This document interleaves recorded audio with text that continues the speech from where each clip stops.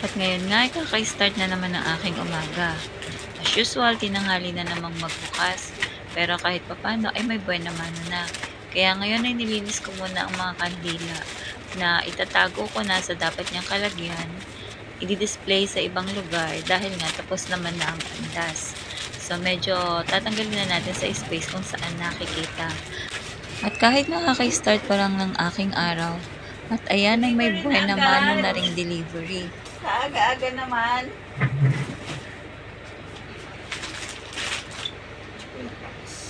Buti naman nga at kakaunti lang to.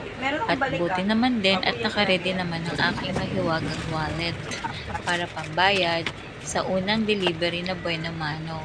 Kasi naman kung una pa lang wala ka ng pambayad, nakakahiya naman sa magdi-deliver. Kasi dapat nakaredy ka na yan. Kahit na wala kang pambayad, dapat inire-ready mo na yan sa gabi para pambayad mo kinabukasan. Kaya nga may mga tindahan, lagi lang may pera, pero kinabukasan, wala na. So, ito lang ang aking in-order sa Lemon Square kasi meron pa naman ako mga ibang mga tinapay.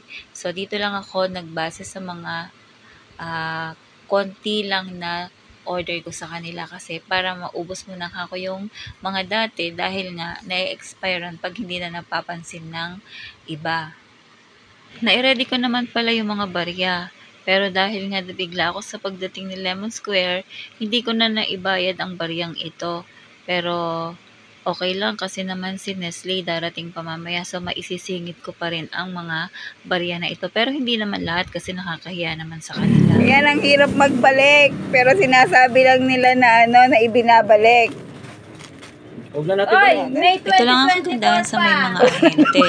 Yung mga gusto mo, pwede mong ipalit sa kanila kahit na expired o miyat-miyat ng daga. Pero itong si Nestle, sobrang arte. Nakikipag-away pa ako dito bago niya ako i-BO. Kasi naman, ang daming arte. Minsan, yung binalik mo yung expired, dapat daw 3 months or 2 months lang na-expired. Eh, minsan nga, sasabihin mo sa kanya na magpapalit ka, tapos hindi naman niya ipapalit, kakalimutan niya. Kaya yun, mahaba yung expiration, hindi niya ipapalit. Pwede na po itong ma-promote para iba na ahente pumunta dito. Baka maibalik namin yung mga BO namin. At kahit nga 3 order ko na ang dumating ay kinulang pa rin. So, kailangan pumunta sa San Roque para bumili pa ng mga ibang kulang. Buti na lang meron ako ritong Suki card gawa ng peddler na nakukuha ko rin ng mga items sa wholesale price. So, naibibigay ko pa rin sa mga presyo sa tindahan ko. Yun lang naman ang mga kinukuha ko doon. Yung mga pwede ko pa rin ibigay sa mga presyo ko na nakukuha ko sa mga wholesaler.